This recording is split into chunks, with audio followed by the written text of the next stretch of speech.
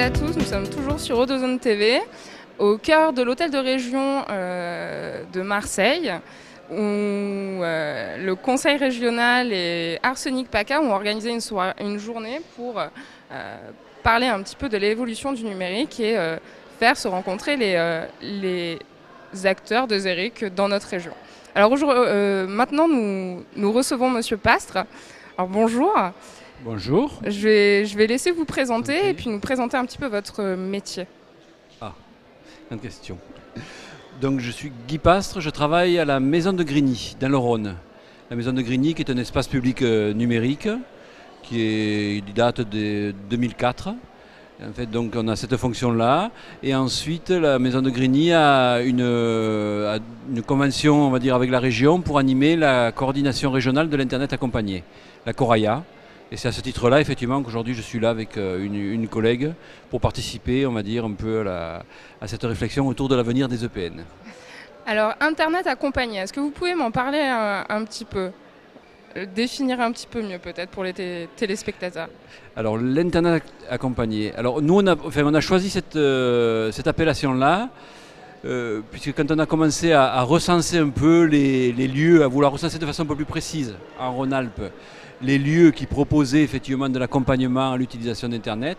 Alors ce qu'on appelle de façon générale les EPN, mais les EPN maintenant c'est un label, maintenant c'est devenu un peu trop générique, on va dire, ça, même si ça constitue encore un repère. Et donc quand on s'est dit on va faire une cartographie de ces lieux-là, on s'est dit qu'est-ce qui va faire que les gens vont y figurer ou ne pas y figurer.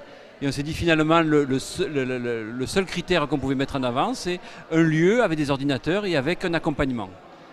Si c'était des ordinateurs en libre service, ça ne faisait pas partie. Et c'est pour ça qu'on appelait ça, enfin en tout cas nous, on a tenu à ce vocable Internet accompagné. Pourquoi chercher à mettre une coordination en place entre tous ces espaces-là ? Quel est l'intérêt de mettre en lien ces acteurs-là ? Alors la région Rhône-Alpes avait une particularité.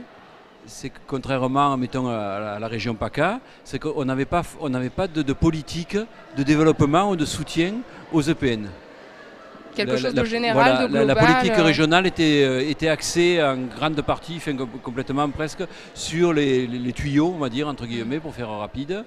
Et par contre, les politiques de soutien au développement des EPN étaient portées par les départements ou par quelques départements.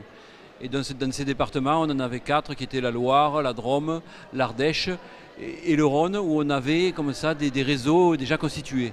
Et en fait, c'est ces réseaux-là qui, entre eux, se sont rencontrés, se sont dit on a des choses à échanger et à construire ensemble. Et c'est à partir du moment où on a commencé à travailler ensemble là-dessus qu'ensuite on est allé voir la région en disant voilà, nous on travaille là-dessus, mais on aimerait voir au niveau régional qu'est-ce qui peut se passer, est-ce qu'il y a d'autres réseaux, est-ce qu'on pourrait avoir un peu de soutien, quoi, est-ce que vous voulez développer une politique autour de ça. Et c'est à partir de là effectivement que la coordination est née, c'est-à-dire que la région dans un premier temps nous a donné une convention en 2009, elle nous a donné 4 sous en nous disant voilà, à la limite on vous soutient dans l'animation, la construction d'une coordination qui était censée effectivement reproduire sur les 4 autres départements la même chose qui se passait sur les premiers départements qui avaient constitué la coordination. Donc ça on a essayé. Et en fait on s'aperçoit que c'est très difficile parce que les endroits où il y a déjà des réseaux, ça veut dire qu'il y a un soutien politique et que dans les endroits où il n'y a pas de soutien politique, c'est très difficile de vouloir construire une animation départementale.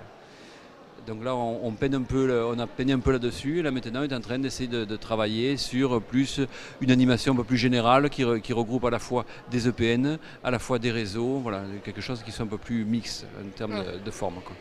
Histoire que toutes les politiques s'y retrouvent aussi, du coup.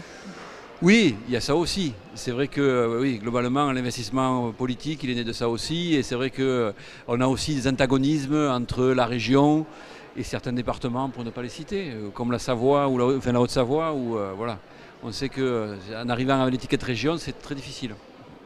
Bon. Et donc quasiment 10 ans du coup pour la Maison de Grigny ? Alors la Maison de Grigny en tant que telle, oui. Nous, on fait partie, alors on n'est pas des EPN de première génération, mais les locaux ont été inaugurés, on va dire, en 2004. Le projet, lui, est né en 2002. Et c'est un projet, enfin, le projet au départ il est né, ce qui a fait son originalité c'est qu'elle a été construite avec les habitants. Avant que la maison dans ses murs ait des murs, en fait le projet a commencé à exister Parce que l'idée, c'est le maire de Grigny qui a porté ça, et qui disait qu'en fait il fallait effectivement, en 2002, c'était, je ne vais pas dire révolutionnaire, mais assez avant-gardiste, de considérer que l'ordinateur ou Internet n'isolait pas, mais que ça pouvait aider à renforcer ou à créer du lien social. Alors qu'à l'époque, on disait l'inverse. Ouais. Et du coup, il a développé ce projet-là, et ça s'est construit avec des habitants. Il y a 80 personnes, en gros, qui pendant 3 mois se sont vues régulièrement pour essayer de construire un plan de développement des technologies, de l'information et de la communication sur le territoire de Givors-Grigny, puisqu'à l'époque, on était une intercommunalité, quoi.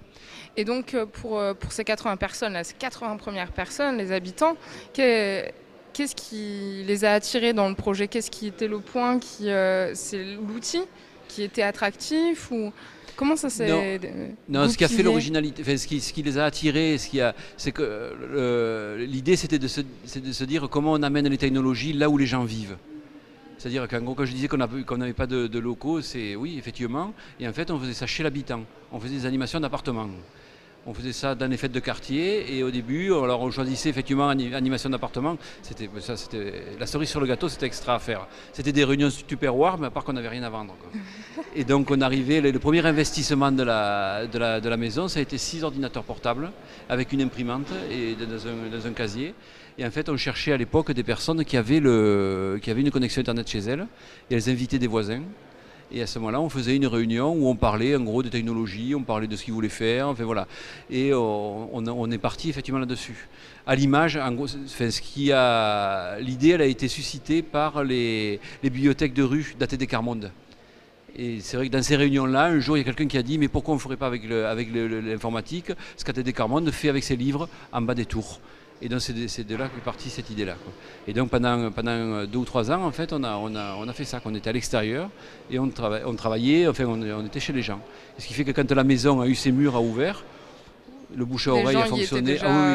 C'était voilà, la maison, enfin, c'est vrai que la réussite du projet, c'était que la maison existait alors qu'elle existait dans l'esprit des gens, oui. Alors que physiquement elle n'existait pas. Du coup, tout le monde parlait de la maison alors qu'elle n'existait pas, quoi. C'est magique. Voilà. Et sur cette journée, qu'est-ce que vous retiendrez? Ce que je retiens, c'est on a des problématiques. Si je fais la comparaison Rhône-Alpes et PACA, quoi.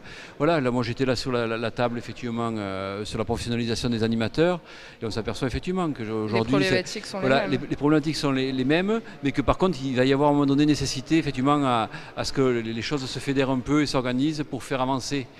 Et que les problématiques à un niveau peut-être plus national, parce que là c'est vrai que chacun va s'épuiser dans son coin, va trouver des solutions qui lui sont propres comme c'est le cas aujourd'hui, mais qu'à un moment donné, si on veut faire avancer les grandes causes entre guillemets, il va falloir un peu se fédérer, quoi. Qu'il y ait un petit peu plus d'échanges de pratiques et oui, d'échanges de pratiques, et puis d'arriver à se construire une culture commune et qui aille au-delà des dispositifs politiques ou institutionnels ou de financement. Voilà, qu'on revienne au cœur de métier, ou à qu'est-ce qu'on veut faire et quelle société on veut, et voilà, un peu ces histoires-là. Merci beaucoup. Bonne continuation. Merci. Je vous souhaite une bonne fin de journée et merci de nous avoir suivis aujourd'hui sur E2Zone TV. À très vite.